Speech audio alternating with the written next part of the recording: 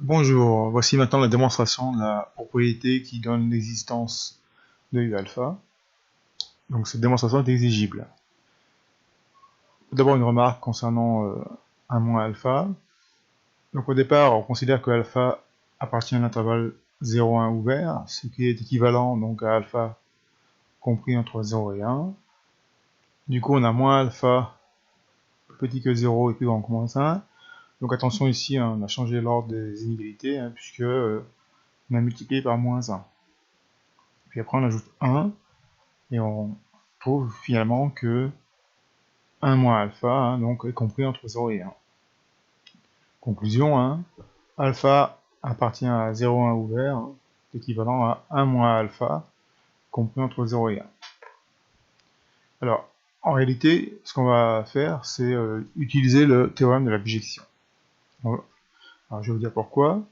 Donc, j'ai posé G de U, c'est l'intégrale de moins U à U, donc de f de x dx, puisque la fonction f est paire, c'est deux fois l'intégrale de 0 à U de 1 sur racine de 2pi fois exponentielle de moins x carré sur 2 dx.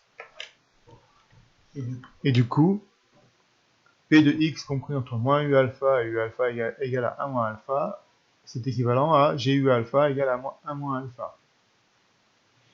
Et donc, démontrer qu'il existe un unique réel u alpha tel que gu alpha égale à 1 moins alpha, on revient à démontrer que l'équation d'inconnu u, g de u égale à 1 moins alpha, admet une unique solution U alpha dans 0 à l'infini, puisque U alpha va montrer qu'il est dans 0 plus l'infini, car il est strictement positif.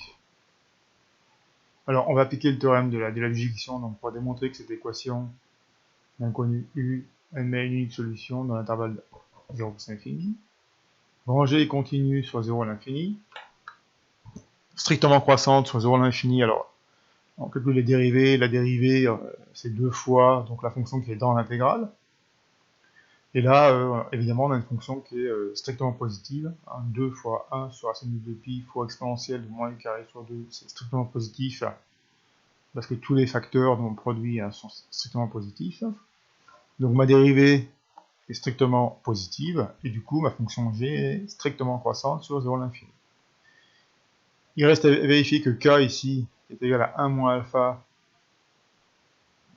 Il faut montrer qu'il est compris entre g de 0 et la limite de g de u lorsque u tend vers l'infini.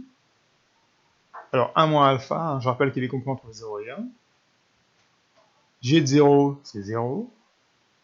Et la limite lorsque u tend vers l'infini de g de u, c'est deux fois l'intégrale de 0 à l'infini de f de x dx, c'est 1, puisqu'on récupère en fait l'air sous la fonction de densité sur 0 à l'infini, fois 2, et donc c'est l'air de moins l'infini à plus l'infini sous la fonction de densité, et donc c'est 1. Donc on a bien 1 moins alpha compris entre 0 et 1, puisqu'on l'avait remarqué tout au départ.